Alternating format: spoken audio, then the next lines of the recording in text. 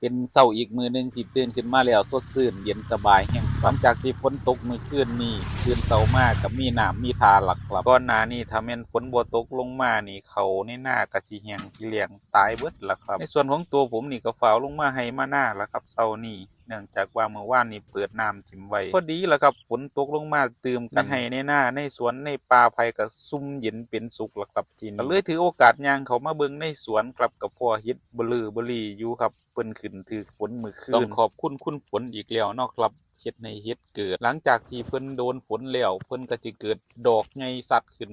ล่ะพี่น้องสมบูรณ์แรงดอกของเพิ่นนี่ภายในคืนเดียวนี่เพิ่นสิดอกใหญ่ดอกบานขึ้นเลยเนาะครับนี่ล่ะเนาะครับเพิ่นว่ามีน้ำมีชีวิตต่อชีวิตอีกชีวิตให้ชีวิตดำรงอีกต่อไปหลังจากนั้นผมก็สิพามาเบิ่งสวนไผ่เนาะครับหลังจากที่เพิ่นถูกน้ำแล้วเพิ่นก็สิงามแรงเนาะครับเพิ่นสิสัดขึ้นคือกันมื้อนี้บ่ได้เอาหยังมาจักอย่างครับเลยบ่ได้เก็บเอาหน่อไม้บ่ได้เก็บเอาฮอดเห็ดล่ะครับปล่อยเพิ่นไว้นั่นล่ะเดี๋ยวค่อยกลับมาเอาพี่น้องจำได้บ่ครับ2-3มื้อวังหันที่ผมถ่ายคลิปลงเขาเกือบบ่ยังเลยเนาะครับหลังจากถูกฝนคืนเดียวงามขอบคุณคุณฝนเด้อครับขอบคุณหลายๆ